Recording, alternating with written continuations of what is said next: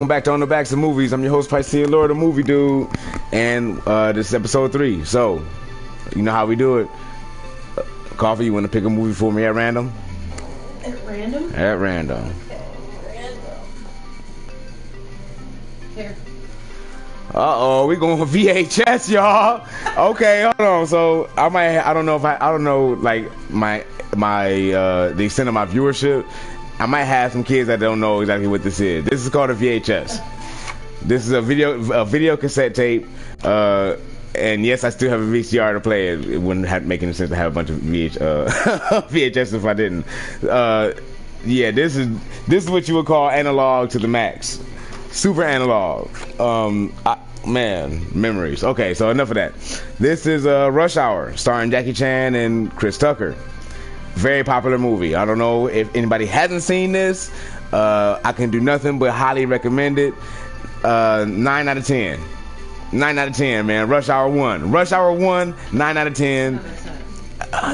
Coffee say 10 out of 10. It's highly ranked. If you ain't seen Rush Hour, I shouldn't even have to say nothing about this movie. You should have already seen Rush Hour. But in case you haven't, this is what we do here on the Backs of Movies. So it says, one's all talk, the other's all action. Jackie Chan from Rumble in the Bronx and First Strike, and Chris Tucker from Money Talks and Friday mix punches with punchlines in this hilarious action comedy. Chan is a tough Hong Kong cop in Los Angeles to solve the kidnapping of a Chinese diplomat's daughter, but the FBI wants none of his help and recruits a fast-talking LAPD detective, Chris Tucker, to babysit him. Cultures clash and tempers flare as these two cops from different worlds quickly discover one thing in common: they can't stand each other. With time running out, they must join forces to catch the criminals if they don't kill each other first. That was a very good synopsis. There's not really a whole lot I could add to that, but I'm going to spoil as much as I can, because if you haven't seen it, shame on you. This is definitely some of, I would say, Jackie Chan's finest commercial work. It mentioned Rumble on the Bronx in the back. If you want to see some of Jackie Chan at his finest, I mean, past the kung fu movies and, like, you know, with the bad dubbing and stuff, the Snake and the Eagle's Shadow and stuff like that. Beyond that, if you want to see some of the best of what Jackie Chan can do or could do in his prime, see Rumble in the Bronx. He does a lot of that in here as well, though, but it's a little watered because of the big Hollywood hoopla. You know what I mean? They had to tone down what he could have done for, I'm sure, insurance purposes, because the dude risked his life. He risked his life with his stunts. Chris Tucker, comedy gold here. Not as funny as Friday. Not as funny as Friday. Friday was like balls to the wall. That was like funny from like from the theme song in the beginning to the ending, to the very end when the credits start to roll. Friday was funny because of Chris Tucker. I would say it's the second best role, though. For him? For Chris Tucker, yeah, this movie. I'll agree with that. Because I laughed from beginning to end in this movie because of him. And that's why, and that's also why he beat this franchise like a dead horse. That's why the third one wasn't gold. It wasn't gold. It was kind of not gold. Second one was pushing it too.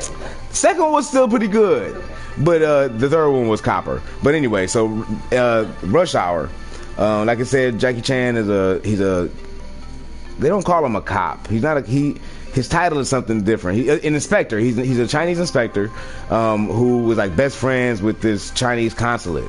The consulate's daughter is kidnapped by I don't want to give away too much of it. The daughter's kidnapped, and he chases the daughter down to Hong Kong, where he finds out that the syndicate that murdered his partner kidnapped the daughter, and he tracked the syndicate with the daughter down in America. So he follows them here. And like I said, the LAPD teams him up with Chris Tucker, he's a good cop. He has a great heart, but because he's so arrogant and because he's so bullheaded, he makes a lot of mistakes, and that gets in the way of the serious work that Jackie Chan does, of course. And you know, it's a buddy cop movie. It's a great buddy cop movie. it's a great movie for you and your girlfriend, you and your partner, you and your friends, you and your family. It's a great family movie, no doubt about it. Definitely a must watch. Like I said, Rush Hour, the year's funniest action comedy. I'm not sure what year this came out. What year did this come out? Ooh, let me make a guess. Go for it.